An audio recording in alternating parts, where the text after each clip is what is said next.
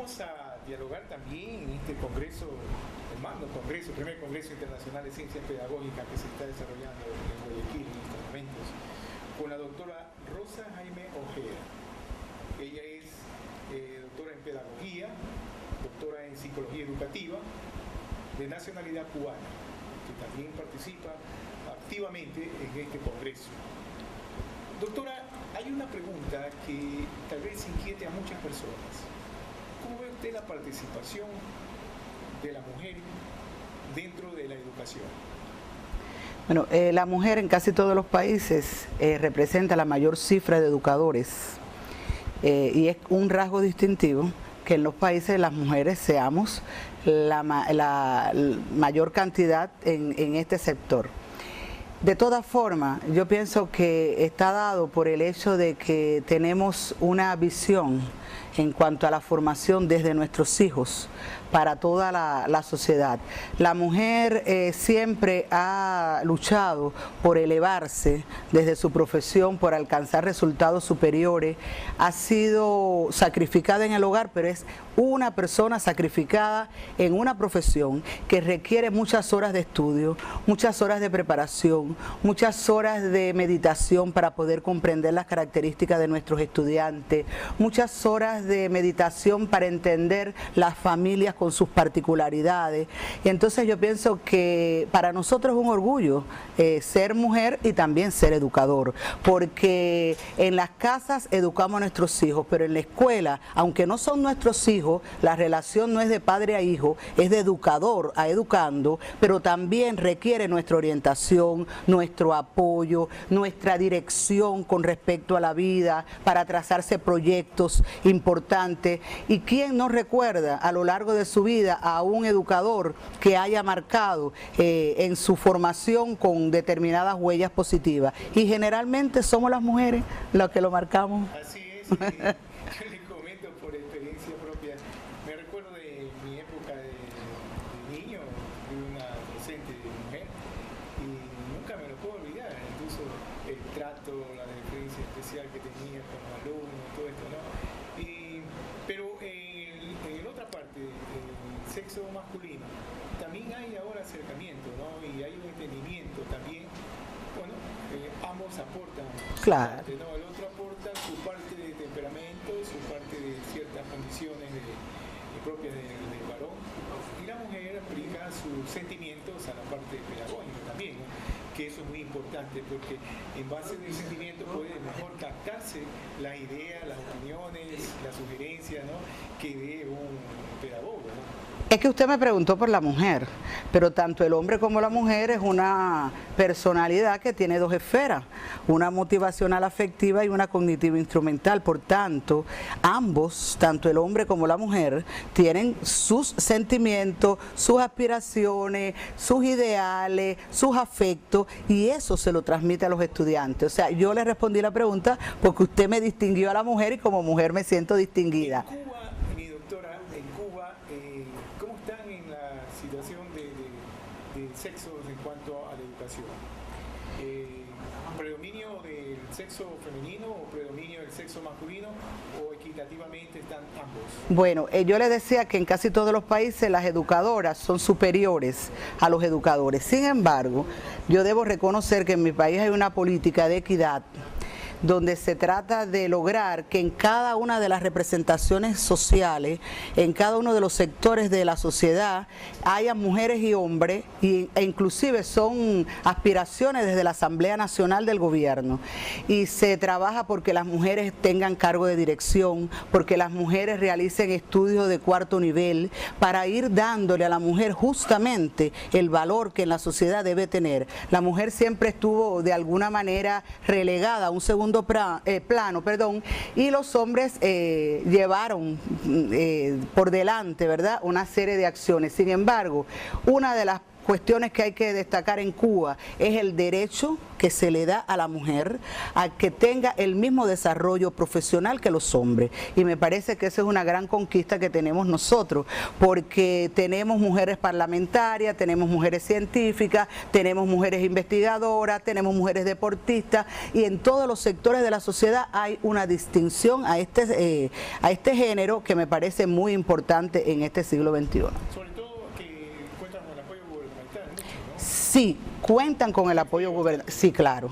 El gobierno toma medidas para lograr que, por ejemplo, a nivel de gobierno, en las circunscripciones, que es el primer elemento de gobierno, haya una adecuada composición racial, por género, por niveles escolares, etcétera. Y eso permite que la mujer tenga el derecho a realizar cargos de gobierno, pero también en Cuba la educación es gratuita. Y entonces eso genera de que usted puede llegar a los límites que usted sea capaz de llegar. Usted puede estudiar la especialidad siempre y cuando tenga las condiciones para ello, y usted puede desarrollarse dentro de la sociedad sin ningún tipo de trabas. Doctora, una pregunta fuera del consenso del Congreso. ¿Cuál es la razón que Cuba está considerada como uno de los grandes exportadores de médicos hacia el mundo y que la mayoría de los profesionales son médicos? ¿Por qué es la medicina que más ha fomentado y no otras profesiones? Mire, el caso de la medicina en Cuba tiene una interpretación particular. Nosotros no exportamos médicos, nosotros de manera solidaria con los países transmitimos nuestro apoyo a esos países y colaboramos. Cuba tiene médicos en casi todos los países que lo han solicitado en el mundo. Y el problema está dado, claro, y el problema está dado en el tipo de formación que tienen los médicos cubanos. En Cuba prevalece la medicina preventiva sobre la curativa.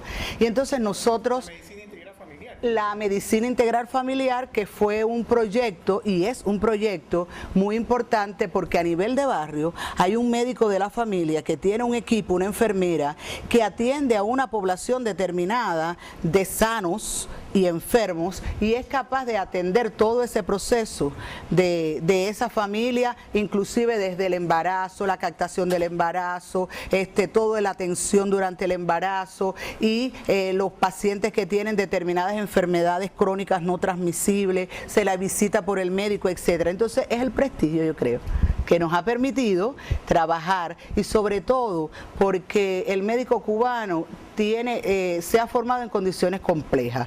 Cuba tiene determinadas condiciones que ha hecho que el pueblo se crezca sobre la realidad que tiene en función de tener profesionales bien preparados. Fidel dijo en algún momento que Cuba va a ser un país de hombres de ciencia, y yo pienso que sí, que eso es lo que podemos compartir con el mundo, nuestra inteligencia en el mejor sentido y nuestra posibilidad de colaborar con profesionales preparados para ayudar a la humanidad en sentido general. Así es, mi doctora. En cuanto a la parte pedagógica, ¿usted cuál sería su sugerencia para la parte docente aquí en nuestro país a futuro, de acuerdo a lo poco que ha conocido ya de la parte docente de nuestro país? Bueno, honestamente no voy a decir lo que observo, porque bueno, yo soy de otro país, vengo aquí a este país a una actividad en específico, me parece... En un estado democrático libre. Ok, pero me parece que sería un poco arriesgado hablar de algo que no es exactamente mi terreno. Los educadores somos todos iguales. Muchos educadores no están en este congreso porque realmente tienen un contenido de trabajo bien complejo. Pero yo pienso que Ecuador, a partir de los estudios que hemos realizado en la tutoría de las tesis de doctorado, ha tomado medidas importantes.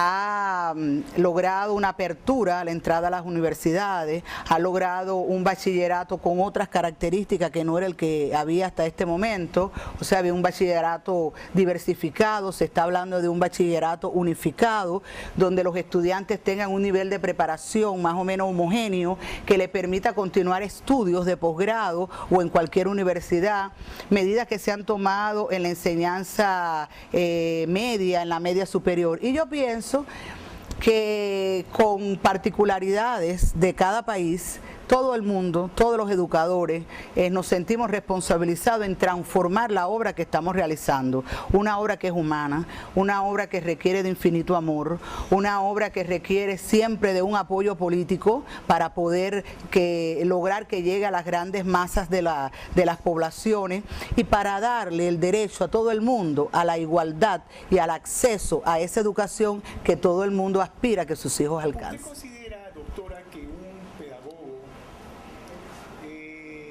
se hace o nace?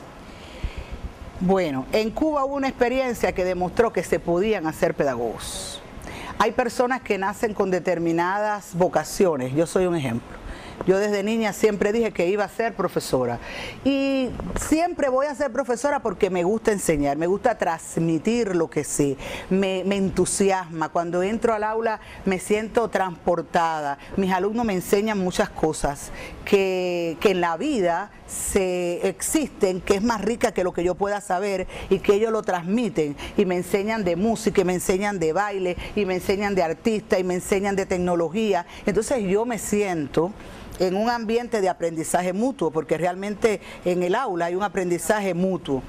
Y evidentemente los alumnos van a ser la razón de ser del educador. Y bueno, cada educador trata de lograr exactamente un reflejo de toda su obra en cada uno de los estudiantes. Y un gran filósofo, recordando la historia así antigua de la filosofía, decía: yo solo sé que nada sé.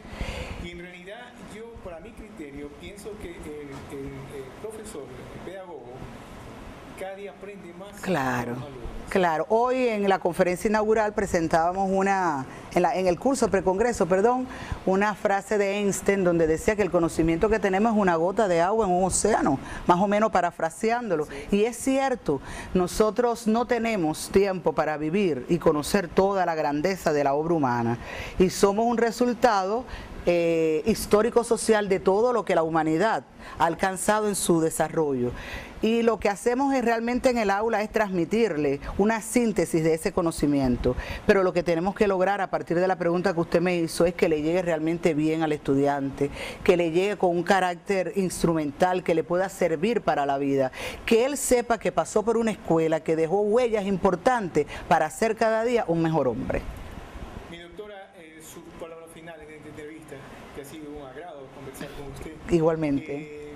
Hacia toda la docencia, ¿cuál sería su palabra final? Mi palabra final es que tenemos un reto. Los educadores tienen que constantemente renovarse. Cada curso hay que renovarse, cada día hay que entrar a la escuela con nuevos bríos, con nuevos deseos. Cada grupo de estudiantes es diferente, por tanto usted tiene que entrar al aula pensando que nuevas caras, nuevas personas, con nuevas intenciones, con nuevos intereses están esperando por usted. Entonces, nunca es tarde para mejorarnos como profesionales en lo metodológico, en lo epistemológico, en lo filosófico y en sentido general en las teorías de enseñanza. No podemos estar conformes utilizando métodos arcaicos, métodos que en algún momento alguien le dio un resultado. Nosotros tenemos que utilizar la innovación pedagógica, constantemente tenemos que aplicar nuestros conocimientos y el resultado de otros conocimientos de personas prestigiosas. La dialéctica de la vida. Mi doctora, muchísimas gracias. Igualmente a usted. Gracias. Bienvenida al Ecuador. Gracias. Bien, amigos, estamos nuevamente con ustedes, con el doctor Ramón Guzmán Hernández. Él es pedagogo, magíster en pedagogía profesional, actualmente vicerrector general de la Universidad de Ciencias Pedagógicas de Fran País. Doctor. Mi doctor, bienvenido al Ecuador. Es un placer para mí. Agrado poder estar iniciando esta conversación sobre la pedagogía, que es un tema muy interesante y que actualmente está en vigencia en este congreso, el primer Congreso Internacional de Ciencias Pedagógicas que se está desarrollando. ¿Cómo ve usted el congreso en sí hasta este momento? Correcto. De verdad es un placer estar acá compartiendo con los hermanos ecuatorianos y también de otros países latinoamericanos. Evidentemente, el congreso en cuestión ya está marcando un paso bien grande.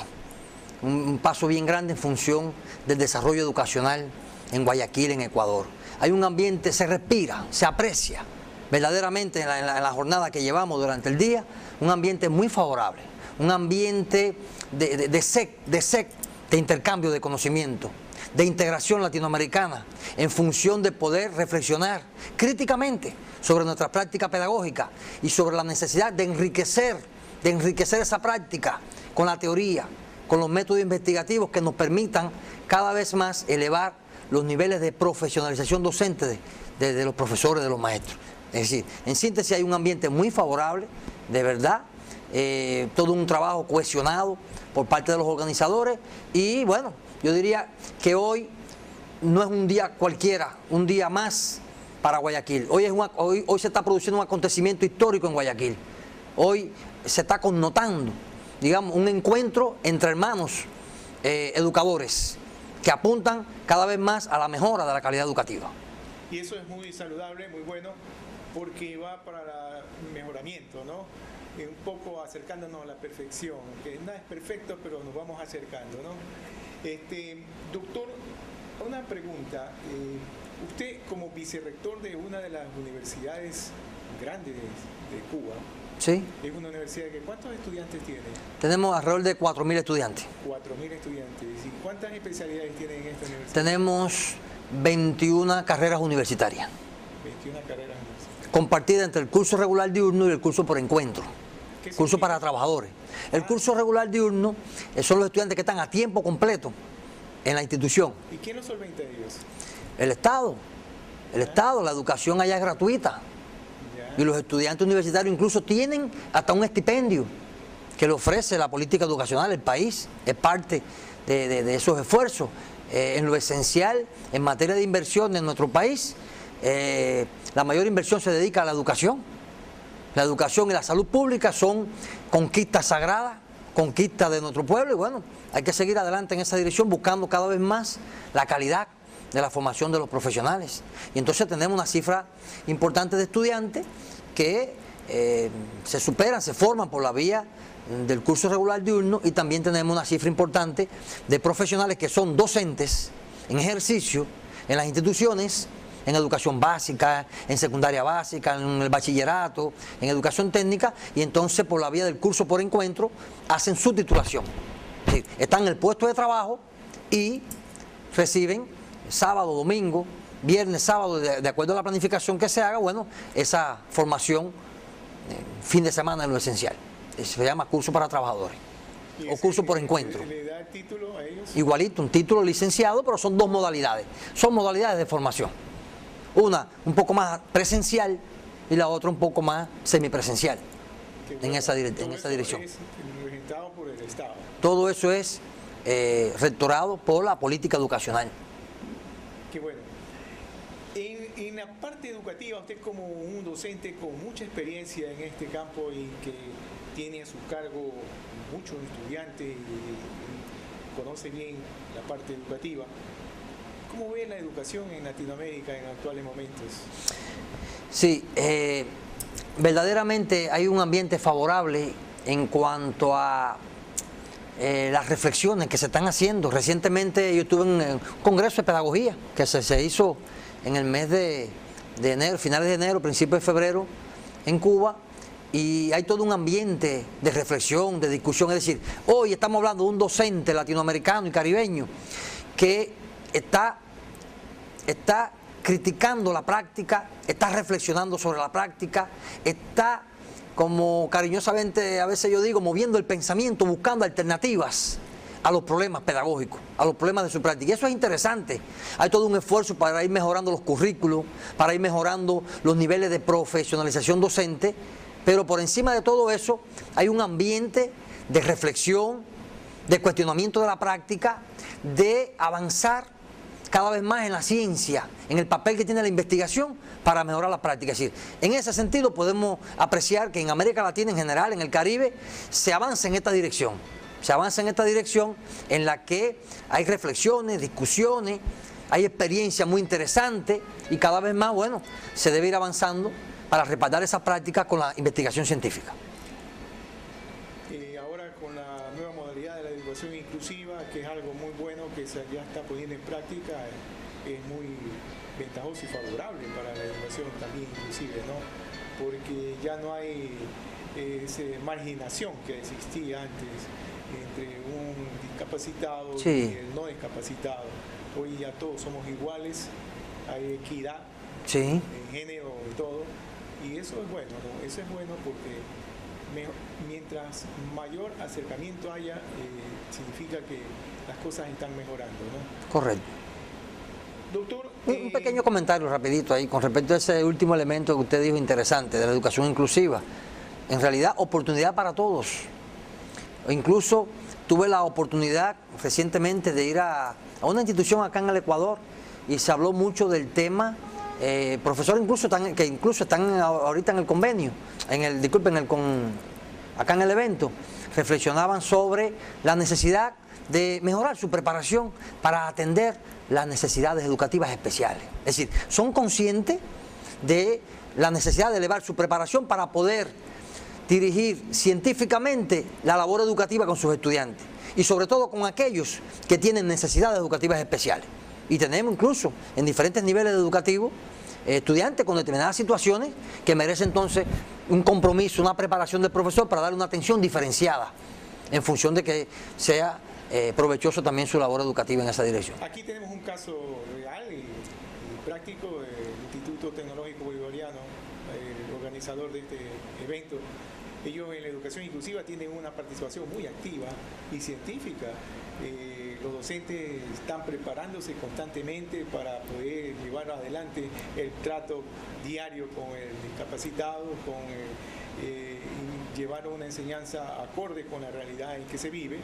E incluso se les dan todas las facilidades en este instituto, cosa que poco a poco se va acentuando ya en otras unidades educativas, en otros institutos, en otras empresas, ¿no? Doctor, ¿cuál cree usted que sea la proyección de la educación a futuro? Hay expectativas muy interesantes y yo diría que también hay optimismo. La educación a futuro tiene que ser cada vez más inclusiva, tiene que ser cada vez más científica, tiene que lograrse desde los sistemas formativos cada vez más integración de todos los actores formativos, una educación que enfatice en la relación entre la escuela, la familia, la comunidad. En el caso, por ejemplo, de la formación técnica y profesional, una educación técnica y profesional en la que se pueda connotar mucho más y mucho mejor y bien fuerte, mucho mejor la relación entre las escuelas formativas, los institutos tecnológicos y las empresas de producción y servicio. De manera que en general nosotros apreciamos con mucho optimismo que se va a ir elevando la calidad de la educación en nuestros países y que va a estar sustentada siempre en el motor que hace la diferencia, en que es el promotor del desarrollo, que es el maestro, que es el profesor. Y va a estar sustentado ahí porque cada vez más apreciamos que hay un despertar, que hay, digamos, una sed de seguir avanzando en la preparación y, bueno, poder utilizar la ciencia como un recurso para mejorar nuestras prácticas pedagógicas. Doctor, esta actividad que se está desarrollando aquí en el Ecuador actualmente, ¿en qué forma usted consideraría que va a beneficiarnos a todos los ecuatorianos? Sí, cómo no. Yo diría desde un lugar pequeño se puede ampliar para todo el país y para otro contexto del área de Latinoamérica y del Caribe. Bueno, beneficio, primero que las experiencias que se intercambien y se están intercambiando en el marco del evento puedan ser socializadas, multiplicadas en otro contexto y tratar de interpretar esas prácticas, esos cursos preventos, esas conferencias que nos permitan interpretar y llevarla, repito, a nuestro contexto de manera creativa. y nos va a beneficiar porque cada vez más hay un acercamiento a la mejora de los procesos educativos, cada vez más hay niveles de integración. Hace un rato se hablaba, por ejemplo, en un contexto que estábamos algunos colegas intercambiando, de cómo dialogar sobre los currículos, por ejemplo, entre Colombia y Ecuador, para ver problemas comunes, ya no solo específicos, ni siquiera de una provincia, de un país, de varias instituciones que a veces están en un lugar y no se conocen, e incluso forman a profesionales de manera similar. La intención es cada vez más potenciar la integración. Por lo tanto, el beneficio debe expresarse en concreto en poder motivar, en primer lugar, a los docentes para utilizar la herramienta investigativa como parte de su práctica pedagógica, y en esa dirección poder avanzar con ciencia y con conciencia. Mi doctor, ha sido un inmenso agrado poder conversar con usted. Le deseo que tenga una felicidad aquí en nuestra estadía, en nuestro país, y que goce y disfrute de este congreso magno. Muchas gracias, muchas gracias. Estamos muy contentos, verdaderamente. Gracias. Ha sido una experiencia y está siendo una experiencia muy útil. Gracias. Muchísimas gracias.